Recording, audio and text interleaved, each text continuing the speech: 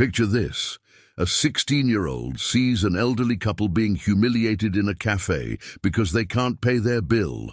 Moved by compassion, he spends what little money he has to help.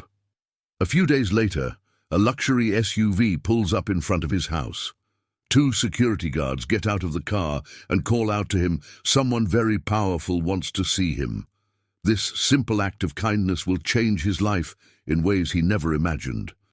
That cold morning, Cole tried to ignore the sound of the wind howling outside the coffee shop as he waited in line, but his mind was far away. He barely felt the cold on his face or the pain of his feet freezing in his old sneakers. All he could think about was his birthday present for Amelia. Each coin saved over the weeks seemed to carry a special meaning, a sacrifice he had gladly made. He imagined Amelia smiling as she opened the package, her eyes sparkling with the gift. That was the thought that warmed Cole's heart that frosty morning. But suddenly, the sound of raised voices snapped him out of his reverie. In the corner of the cafe, near the window, an elderly couple were trying to argue with a waitress who seemed increasingly impatient. Cole glanced over quickly to see the lady rummaging through her handbag with trembling hands, while the man next to her watched, his face ashamed and worried. "Look, lady," the waitress said harshly, crossing her arms, "I'm losing my patience. If you can't pay, why did you come here?" The waitress's voice echoed through the cafe, and Cole's gaze flicked between the other customers, who all seemed determined to avoid the scene. Some stared at the floor, pretending not to hear anything. Others looked away from their cell phones, annoyed by the situation, but with no intention of helping. The waitress, however, continued, oblivious to the discomfort she was causing. "How come you don't have the money?" the waitress shouts, drawing the attention of the other customers. "Don't you know this is a serious establishment? If you can't pay, you shouldn't even leave the house." Cole watches the scene in shock, feeling his stomach turn. Judith finally raises her eyes, her voice weak and shaky. "I'm so sorry. My husband's wallet. It seems we forgot it at home," she says, the shame visible on her face. Clyde lowers his head, unable to face the situation. The waitress, however, shows not a shred of compassion. "Did you forget your wallet?" she repeats sarcastically, rolling her eyes. "How convenient, isn't it? Or are they trying to pull a fast one?" Cole felt something boil up inside him, an almost uncontrollable urge to intervene. With every passing second, the situation seemed to get worse, and the look on the lady's face, the desperation and shame intertwined in those watery eyes, made his heart beat faster. Without much thought, he walked over to the table where the couple were sitting. I'll pay their bill, please," he said, his voice shaky but firm. The waitress looked him up and down, as if he were some kind of intruder, but held out her hand to take the money. He handed her everything he had in his pocket. It was the exact amount he had saved for Amelia's present, and as soon as he handed it over, he felt the weight of the loss. But the sense of relief and gratitude on the couple's faces was something he would never forget. Judith, the lady, looked up at him, visibly moved. Thank you so much," she murmured, tears running down her cheeks. She squeezed Cole's hand tightly as if trying to convey all her gratitude in a single touch. Clyde, her husband, also nodded in gratitude, his voice breaking. "My boy, you don't know how much this means to us. Won't you need this money?" "It's all right. I'll work to get the money back. But you don't deserve to go through a situation like this." "Don't worry," Cole replied, feeling a lump in his throat, but he smiled shyly before saying goodbye to the couple. As he left the cafe, the cold hit him harder, and the reality that he had lost Amelia's gift to help strangers began to weigh on his shoulders. But at the same time, a sense of satisfaction comforted him. He had done the right thing, even if it meant sacrificing something important to him. The next day, Cole prepared to meet Amelia with a mixture of nervousness and guilt. Without the gift, he didn't know how she would react. Amelia was the first girlfriend he had ever had, and he wanted to make her day special, even if he now had nothing concrete to offer her. They met at the school entrance, as usual, and he took her to a nearby park, where they sat on a bench under a tree. She seemed excited, and he felt a pang of guilt run through his chest. "Amelia, I need to tell you something," he began hesitantly. She looked at him, curious, hoping to hear something good. "Yesterday, I used the money from your present to help an elderly couple. They were being humiliated in the cafeteria, and I couldn't stand by." He paused, trying to find the right words. "I thought it was the right thing to do, and I ended up spending everything I had." Her expression quickly changed. The smile disappeared, and a shadow of irritation appeared in her eyes. "So you spent my present on two old men you don't even know?" she asked, with a tone of incredulity. Cole tried to explain, but she interrupted him, shaking her head. "You know, Cole, I really thought you cared about me. But apparently you'd rather spend what you have helping anyone out there. I guess we're not as compatible as I thought." The coldness in her words was like a stab. Before he could reply, she got up and left without looking back. Cole sat on the bench, staring into the void, the weight of rejection crushing him. He had acted from the heart, believing that she would understand, but now all he felt was loneliness and sadness at the loss. The park seemed empty and desolate around him, and he felt that his world, in a way, had also become a little colder and lonelier. The next few days were lonely for Cole. Amelia's absence was a hole that seemed impossible to fill. He tried to focus on his studies and his daily chores, but rejection and the feeling of being misunderstood followed him like a shadow. Then one morning he heard the roar of a powerful engine and saw a black SUV parked in front of his house. The dark windows and imposing appearance of the vehicle caught his attention, and he stood in the doorway, trying to understand what was going on. Two men in suits got out of the car, with serious expressions and determined looks. They approached the door, and on seeing him, one of the men said, "Are you Cole Duncan?" Cole nodded, surprised. "We have orders to take you to Mr. and Mrs. Miller. They would like to see you," and apologized for the surprise. Cole became even more confused. The Millers, Judith and Clyde, the elderly couple from the coffee shop? He had no idea why they would be looking for him, but something inside him told him that it was important. After a brief goodbye from his mother, he got into the SUV. The drive was long, and the silence inside the car only intensified his anxiety. After almost an hour's drive, they left the city and entered a road that led to an estate surrounded by tall, imposing trees. Finally, the SUV stopped in front of a monumental mansion with vast gardens and tall iron gates. Cole got out of the car, feeling small before the grandeur of the residence. He was still trying to process the magnitude of the place when he saw Judith and Clyde, now dressed elegantly, waiting for him at the entrance. "Cole!" Judith called out with a warm smile. "How nice of you to come. We have something important to tell you." The boy approached, still not understanding what was going on. They led him into a luxurious room where antique furniture and paintings of historical value decorated the room. He could hardly believe that these were the same people he had helped in the cafeteria. Judith held Cole's hands and looked into his eyes with tenderness and gratitude. "Honey, we need to be honest with you about that day."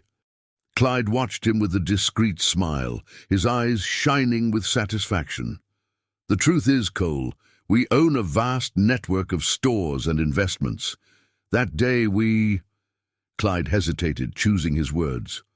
"We had indeed forgotten the wallet at home, but what really surprised us was your attitude. We weren't sure how anyone would react, but your gesture made a deep impression on us." Cole felt the ground shake beneath his feet. He'd imagined 1,000 scenarios about that day, but nothing that even came close to the truth. That hadn't just been an act of kindness. It had been a test of sorts. and he had unknowingly passed it in exemplary fashion. "We want you to work with us, Cole," Judith continued, smiling. "We saw something special in you, something that very few people have. If you're willing, we'd like you to be part of our circle." Cole could hardly breathe, his mind spinning with the magnitude of what was happening. The offer was beyond anything he could have dreamed of. He looked at Judith and Clyde, feeling an overwhelming gratitude wash over him, and with a firm nod, he accepted the invitation. He had no way of predicting what the future held, but he was ready to go on that journey.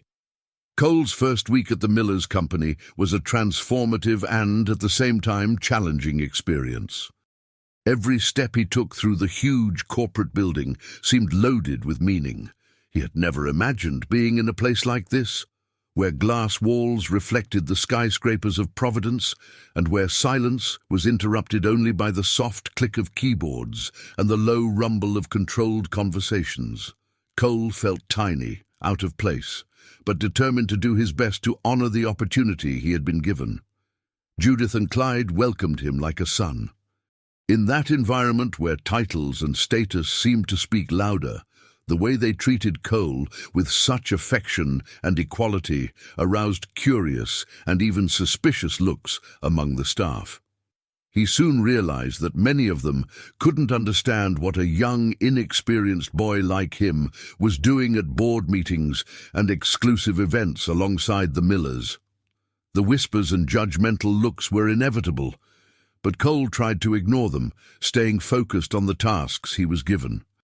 The work was hard, but Judith and Clyde guided him patiently.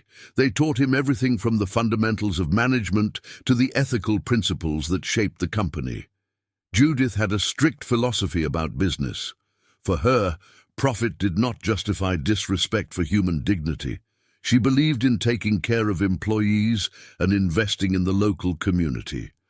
Every day, Cole admired the couple more and their dedication to transforming the company into something that was more than just a source of income. However, he also began to realize that this dedication often caused internal friction. Some executives, more focused on profits, questioned Judith and Clyde's decisions, seeing social policies as an obstacle to profitability. And, as the couple's protégé, Cole became the target of many harsh comments and suspicious looks. He was constantly reminded by whispers and insinuations that he didn't belong there. It was in the midst of this tense atmosphere that Cole met Liam, the Miller's eldest son. Liam was the opposite of his parents in almost every way. He rarely visited the company, preferring the luxurious life in another city, where he spent fortunes on parties and extravagant goods. However, when he learned of Cole's presence and the growing trust his parents placed in him, Liam showed up unexpectedly, completely changing the atmosphere in the company. The first time they met, Cole felt the contempt in Liam's eyes before he said anything. Liam appraised him from top to bottom, as if he were analyzing a defective part. "So you're the famous Cole Duncan," he said with a cold smile.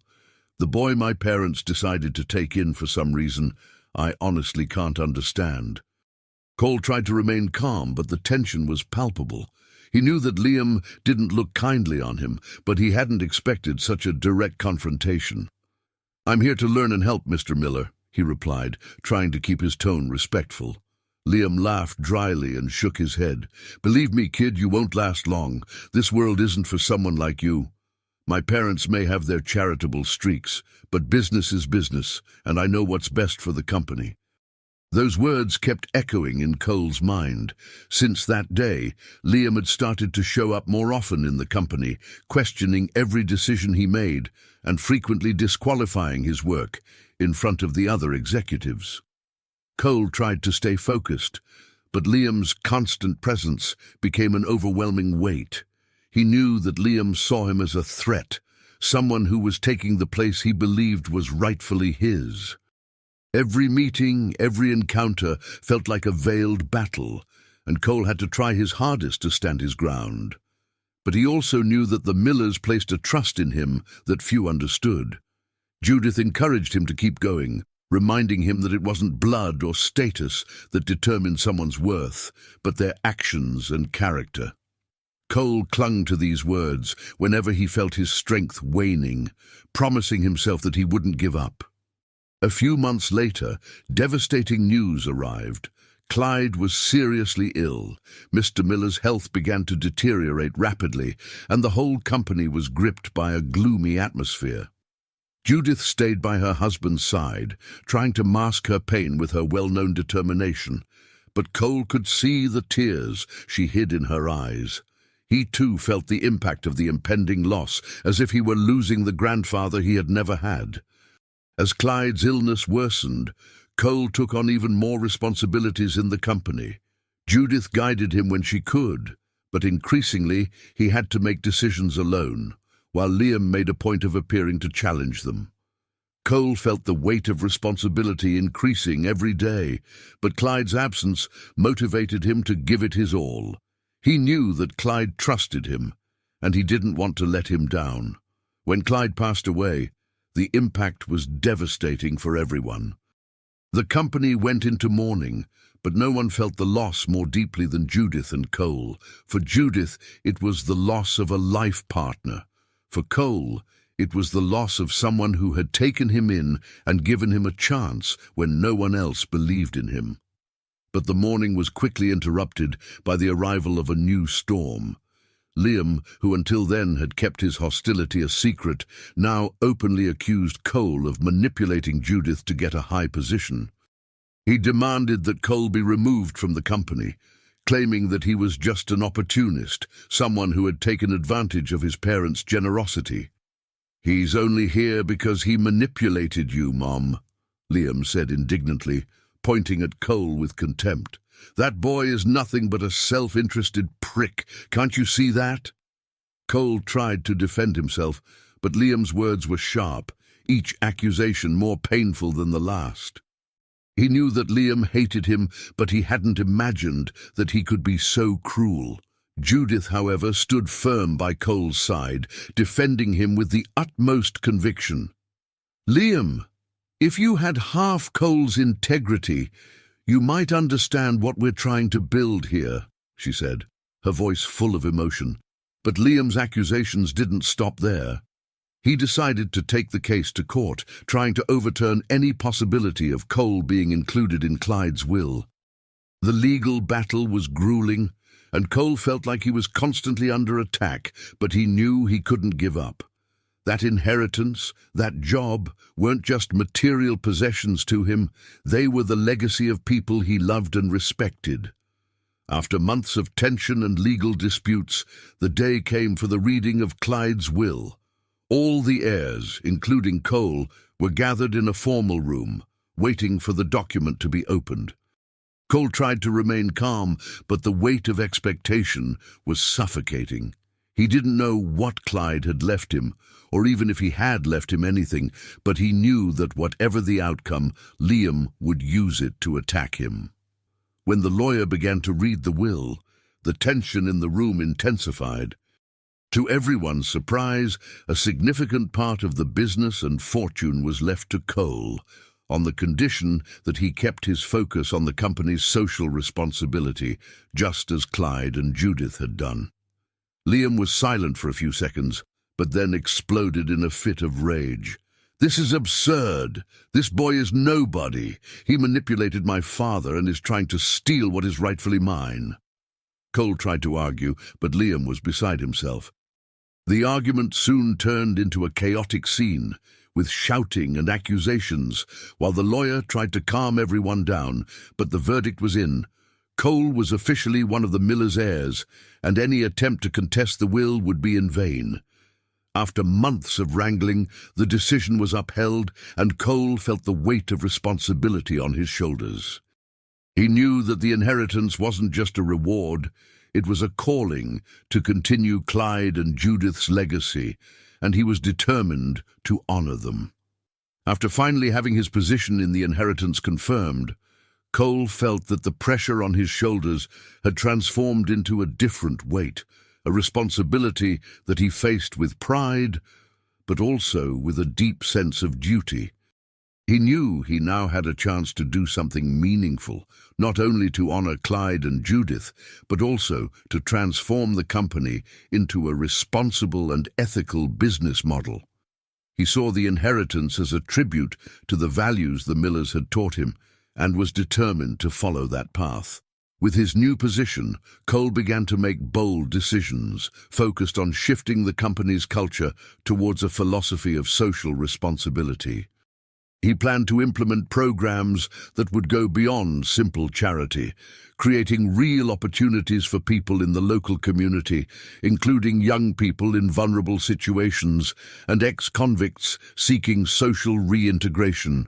He wanted the company to be a place of second chances, just as he had received them. These initiatives, however, were not well received by everyone. Veteran executives who had spent years focused exclusively on profit began to see Cole as a threat. Internal resistance was intense. Meetings became confrontations, with directors and managers questioning each new policy, arguing that these altruistic changes would undermine the company's profitability. Some openly insinuated that he didn't know anything about business, but Cole stood firm. He remembered Judith's words on human dignity and Clyde's teachings on ethics, which said that the true value of a company was not in its profits, but in the positive impact it left on people. Even when faced with obstacles, he felt an almost unshakable determination to prove that these principles could coexist with financial success. The resistance culminated in a big meeting where several executives tried to convince Judith to intervene and get Cole to back down. But to everyone's surprise, she reaffirmed her trust in him, showing her unreserved support for Cole's decisions. Judith made a point of reminding everyone that the company had been built on these values, and that changing this essence would be a betrayal of Clyde's legacy. Liam, who was watching everything with a look of disdain, seemed on the verge of exploding. He knew that any attempt to disqualify Cole would fail as long as Judith was by his side. But he wasn't willing to give up.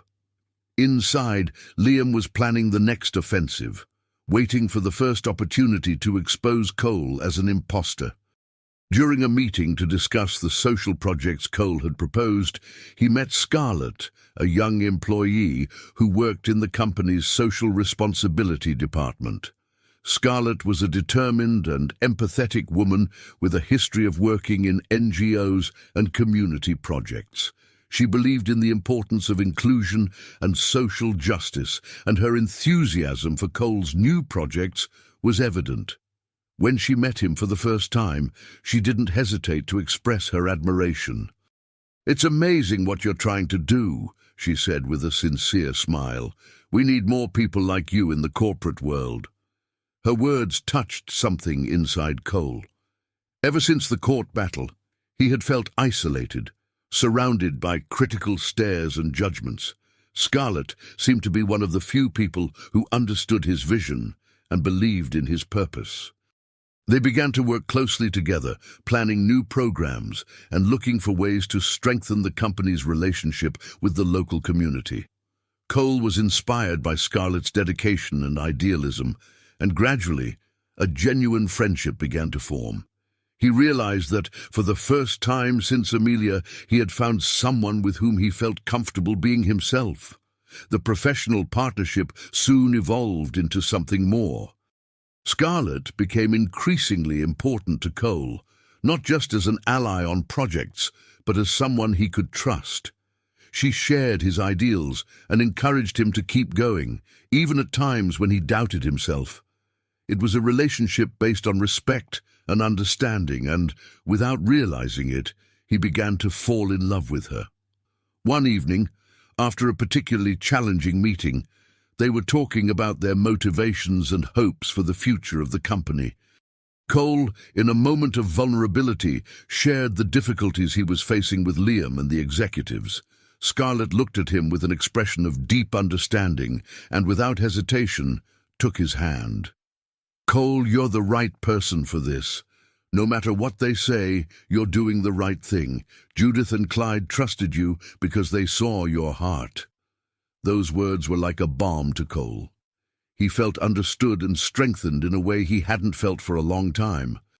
Scarlett's support gave him the confidence he needed to move forward and face the challenges that lay ahead. The hall at the gala event was immaculate. The soft lights reflected the sparkle of the crystal chandeliers, and the classical music playing in the background enveloped the guests in an atmosphere of elegance and expectation. Cole watched the waiters go about their business and the careful decoration, feeling the weight of the evening's responsibility. Every detail, from the flower arrangements to the invitations, had been designed to honor Judith and Clyde Miller, the people who had changed his life. He felt that tonight was his chance to give something back, to share with the world the impact they had had on him. As the guests arrived, greeting him with smiles and handshakes, Cole tried to disguise his growing anxiety. He knew that the evening would be marked by speeches and tributes, but he also knew that Liam's presence could be a silent threat to the event. In recent months, Liam had made several attempts to undermine Cole's reputation and create mistrust among the executives and staff, and although Cole was determined to move forward, he knew that Liam, in his bitterness, was capable of anything to see him fail. Scarlett was by his side, her calm presence and encouraging smile giving him the strength he needed. She held his hand for a moment, conveying a silent message of support. Cole felt that, with her by his side, he could face anything. However, as he glanced around the room, he spotted Liam on the other side with an expression that mixed anger and contempt. Cole knew that Liam was planning something. He always did. The event began with short speeches from some of the company's executives and partners, each sharing their memories of Clyde and Judith and praising the legacy they had left behind. Cole listened carefully to every word, moved to realize how much those people had been touched by the Millers' values. He felt his heart lighten, but he also knew that his moment to take the stage was near. When the master of ceremonies announced him, Cole felt a shiver run down his spine. He took a deep breath and walked to the stage, where he looked at the audience with a mixture of pride and nervousness. He began his speech with a solemn tone, reminding the audience of how Judith and Clyde believed in him when no one else did.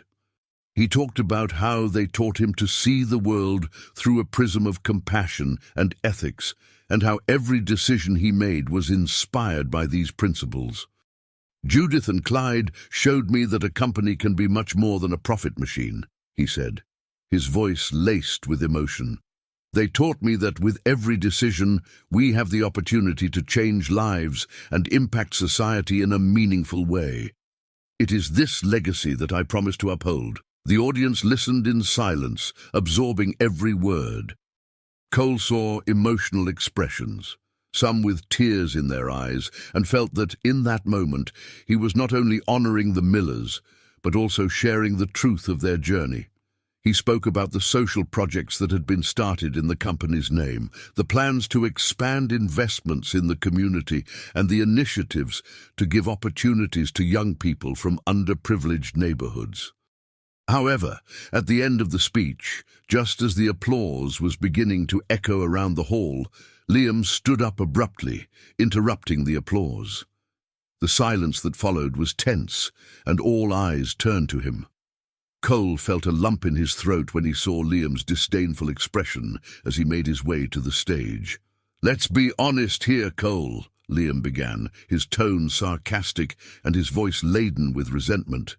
"This company was never yours, and you'll never be a real Miller. My parents may have been fooled by your do-gooder game, but I see who you really are." He cast a defiant glance at the audience, seeking complicity. "A street kid with no family, no roots, who is only here out of sheer convenience." The accusation echoed through the room like thunder. Cole felt the weight of Liam's words like knives through his heart. He noticed suspicious looks among some of the guests who seemed to wonder if Liam was right. For a brief moment, he felt like the humble boy from Providence again, out of place and insignificant in front of a crowd that seemed to judge every detail of his life. Scarlett, who was watching the scene with a distressed expression, took a step forward, but Cole held up his hand, indicating that he was fine. He looked at Liam, controlling his emotions, and finally said, "Liam, I know you're hurt, and that you feel you've lost something important. I never wanted to take anyone's place. I just wanted to honor the people who gave me a chance when no one else believed in me." He took a deep breath, facing Liam firmly. "Judith and Clyde saw something in me, something that perhaps you still don't see. And if I'm here today, it's because they trusted that I could do something good." The hall was silent, and Cole felt that this was his chance to make his commitment clear. He turned to the audience and continued, "I know who I am, and I know what I can do. I will always carry the Miller's name with respect and honor, but I also want to make it clear that my mission here is not about heritage or status. It's to make a difference, just as Judith and Clyde did." The guests applauded again, now more intensely. Cole felt a wave of relief and gratitude when he realized that most people seemed to support him. Liam, realizing that his attempt to humiliate Cole had failed, shook his head with a bitter smile and left the hall, making it clear that this was his final farewell. After the commotion, Scarlett went up to Cole and hugged him. He felt her warmth and security, and for a moment, all the weight of the evening disappeared. The event went on without further interruption, and Cole felt an inner peace he hadn't experienced for a long time. He knew he had won, not only the external battles, but also the internal conflicts that had haunted him since the beginning of his journey. When the event was over and the hall was empty, Cole stayed behind, observing the place in silence. He approached the stage, where there were still some flowers and posters honoring Judith and Clyde. There, in the silence and solitude of that moment, he reflected on everything he had been through. He thought back to the boy he was when he first entered the cafeteria and saw Judith and Clyde being humiliated. At that moment, he had acted out of compassion, without imagining that this gesture would change his life in such a profound way. He thought of all the obstacles, the pain and loss, but also the lessons, the moments of joy, and the sense of purpose that now defined his life. Now, Cole was no longer the boy who felt disoriented in a world of wealth and luxury. He had become a man with a clear purpose, someone who carried a legacy and a mission. He knew that he wasn't just inheriting a company, he was inheriting the values that the Millers had nurtured so dearly. It was his responsibility to ensure that those values remained alive and influential, touching people's lives in a way that few businesses could. With Scarlett by his side and a dedicated team who believed in him, Cole felt he was ready to take on any challenge that came his way. He knew there would be new obstacles, new attempts to discredit him, but he now had the confidence that he was prepared to deal with anything. What drove him was something much deeper than the desire for personal success. It was the will to transform the world around him and to inspire the next generations to believe in the importance of compassion and integrity. With his gaze fixed on the stage, he murmured a silent promise to Judith and Clyde, feeling that they were still by his side, guiding him. "I will continue what you have started. I promise that I will make every lesson count, every sacrifice. I know you're with me." And so, with a heart full of gratitude and renewed determination, Cole left the hall, ready to start a new chapter in his journey. I appreciate you sharing this moment with us. Every story I tell is crafted with dedication and care, with a view to touching the hearts of those who hear it. If this narrative has awakened something in you, please consider signing up so that we can continue together on this journey of telling stories that move. Your support is essential if we are to continue sharing these unique experiences. Cheers, and we'll see you in the next story.